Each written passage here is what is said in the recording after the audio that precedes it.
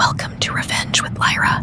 Granddaughter, run away from these people immediately. Get up in the morning and go to your family's house, and you'll see everything. Those were my late grandmother's words, spoken in a dream so vivid, I woke up gasping. The clock read 3:17 a.m., my heart pounding, my wedding dress hanging like a ghost on the wardrobe door. My name is Lila Monroe, I'm 28. And if you think you know how this ends, stay tuned. What would you do if someone you loved from the afterlife tried to save you from the living? The house was silent except for the ticking of the hallway clock. Beside me, Nathan, my fiancé, slept soundly, the rise and fall of his chest steady. Ordinary. Too ordinary. I stared at the ceiling, my grandmother's voice echoing in my mind like a warning wrapped in love. By morning, I couldn't shake it. I told myself it was grief. She'd passed 2 years ago, the same month I'd met Nathan. Maybe my mind was just trying to tell me something symbolic. But as sunlight broke through the curtains, something in me shifted, like a tide turning. I slipped quietly out of bed, packed a small bag, and texted my mom, coming over. She didn't reply. When I arrived at my family's house 2 hours later, the front door was wide open, swinging slightly in the cold wind. Inside, I smelled coffee and something metallic, faint but sharp. "Mom," I called out. No answer. The kitchen light flickered. There were plates on the table, 3 of them, with half-eaten food, like someone had left in a hurry. Then I saw it, an envelope on the counter, addressed to me in my mother's handwriting, sealed in red ink. And next to it, my grandmother's necklace, the one buried with her. My breath hitched. The silver locket glinted under the kitchen light, the same one Grandma Evelyn wore every day of her life, the one we'd buried with her. I reached out, my fingers trembling. The metal was warm. That shouldn't have been possible. "Mom," my voice cracked, swallowed by the silence. No footsteps, no movement, only the faint hum of the refrigerator. I opened the envelope. Inside was a folded sheet of paper covered in my mother's handwriting. But the words weren't a letter. They were numbers. Columns of them. Account numbers, transaction codes, and one handwritten note at the bottom. If anything happens, trust no one. Especially Nathan. The floor seemed to tilt under me. Nathan? My fiancé? I sank into a chair, scanning the numbers again. The first one looked like a bank account, and I recognized the prefix. It matched the company Nathan claimed to work for. Then my phone buzzed, a text from him. "Morning, love. You disappeared early. Everything okay?" I stared at the screen, pulse pounding. If Grandma's warning and my mother's note were connected, something much darker was going on. I typed back slowly. "Family emergency. I'll call later." Then, needing air, I stepped outside. The wind whipped through the maple trees, carrying the faint chime of the old porch wind bell, the one Grandma hung the summer before she died. It hadn't made a sound in years, not even in storms. Now it rang once, sharp, deliberate. I looked down the street. A black car I didn't recognize was parked across from the house, engine idling. For the first time, I realized Grandma's warning might not have been metaphorical. It was protection. And whatever was coming had already started. The car didn't move for almost 5 minutes. I stood frozen on the porch, pretending to scroll through my phone while my heart drummed in my ears. Finally, it rolled away, slow, deliberate, like whoever sat inside wanted me to see it leave.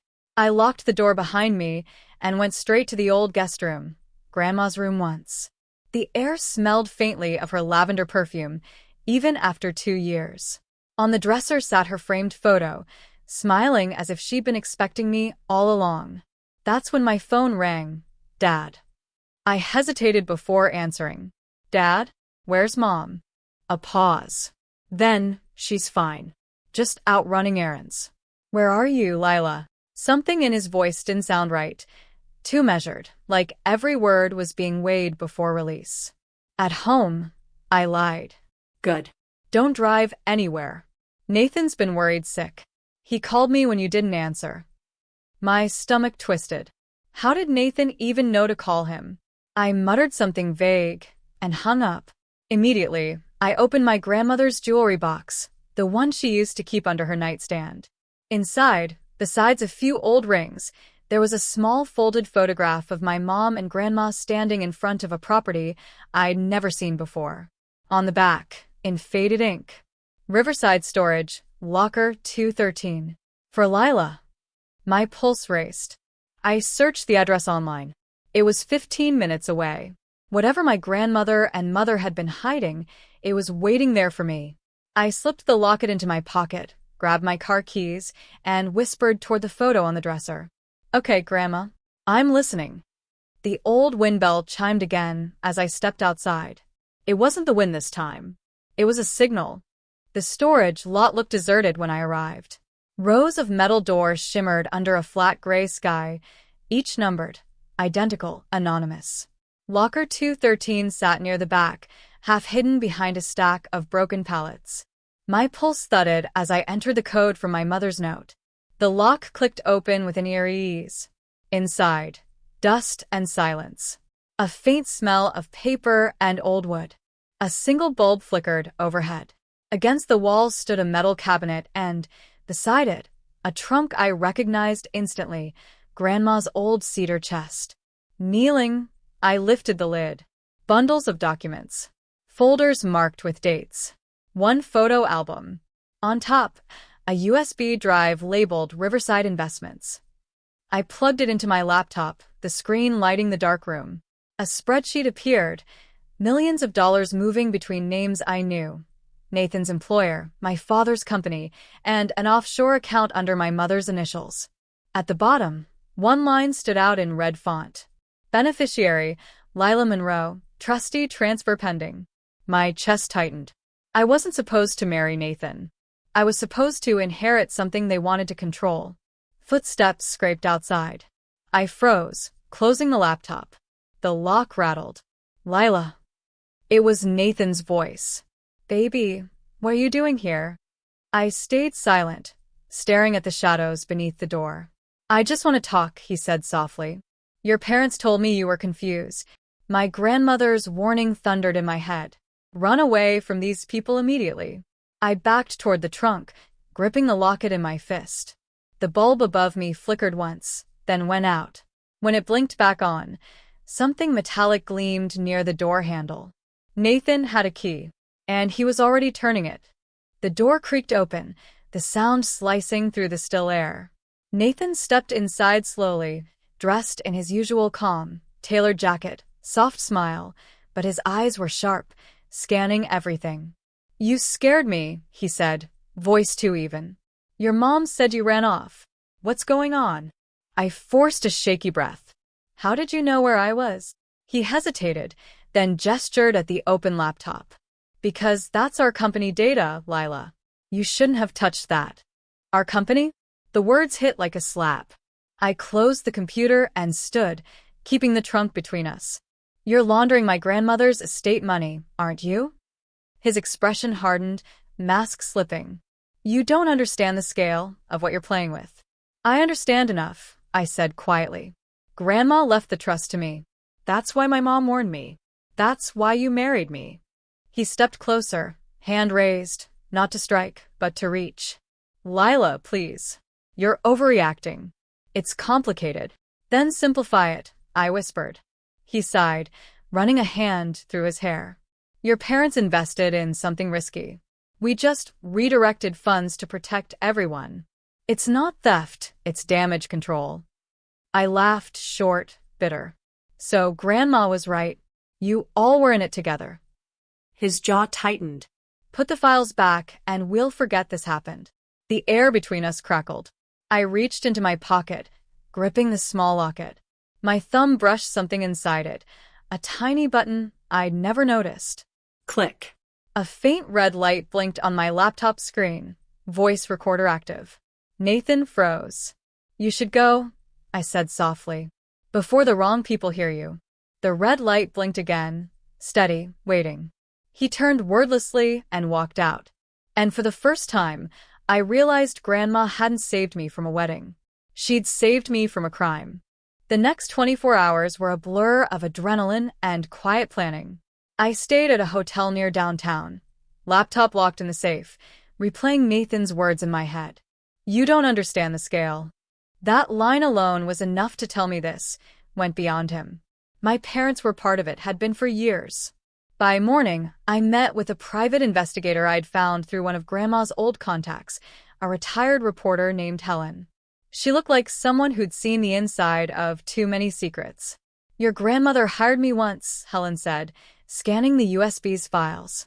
She suspected your parents were diverting her charity funds before she died. The room tilted. She knew. Helen nodded. She set up a parallel account in your name to protect the inheritance. You're the legal successor, Lila. They can't touch it without your signature. I leaned back, shaking. All those whispers at family gatherings, the secrecy about finances, suddenly, it all made sense. Can you prove it? I asked. Helen smiled thinly. Already can. The signatures are forged. And your fiancé's company? A shell operation. He's listed as the co-beneficiary under your mother's authorization. My phone buzzed. A message from Nathan. You don't have to do this. Just come home. We can fix it. I showed Helen. She snorted. Classic guilt bait. Record everything. Tomorrow morning, we take it to the police and the trust office. When I left her office, I walked along the river, wind snapping against my coat. For the first time in days, I didn't feel scared, I felt armed. Grandma hadn't just warned me. She'd handed me the truth wrapped in a dream.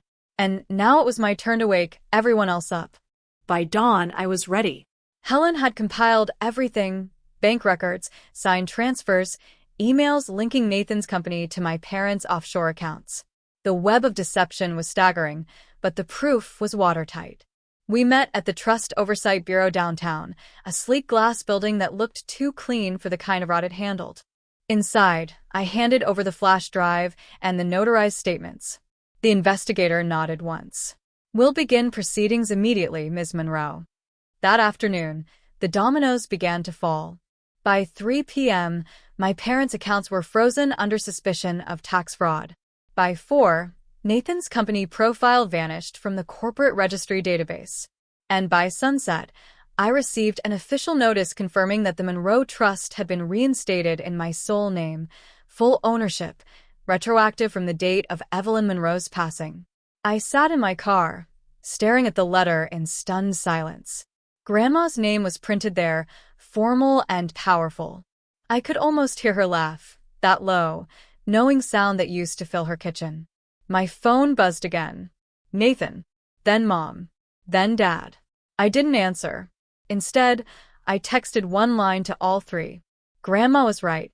I saw everything. Mom replied instantly. Lila, please, we can explain. I muted the thread. At home, I poured myself tea in Grandma's floral cup, the one she'd left me for courage. Emma, no, not Emma. My mind slipped. That was from another life. I smiled to myself. This time there was only me. Outside, the wind bell chimed again, softly, twice. It wasn't warning me anymore. It was saying goodbye. Tomorrow, the world would know the truth. But tonight, I let peace sound like her voice. The story broke 2 days later. Heiress exposes multi-million-dollar fraud ring, fiancé, and parents implicated. The headlines stretched across every local news feed, accompanied by my grandmother's smiling photo from the charity gala years ago. Helen called that morning. You did it, Lila.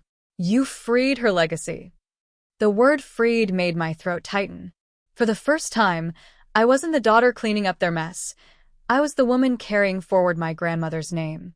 When I walked into the foundation's legal office to finalize the trust's transfer, the receptionist handed me a sealed envelope.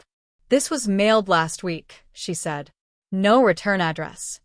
Inside was a handwritten letter in my grandmother's looping script, the ink faint but unmistakable. If you're reading this, you saw through them. Never let their greed define your worth.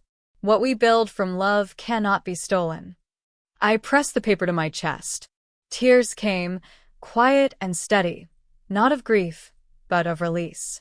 That evening, I returned to her old house by the river. It was empty now. My parents had been evicted, their assets under investigation. The place was silent except for the soft rattle of that faithful wind bell. I opened the windows and let the cold air rush through, carrying the smell of rain and cedar. For once, it didn't feel haunted, it felt clean. Standing in the doorway, I whispered, "I kept your promise, Grandma." Then I locked the door behind me, not in fear, but in closure.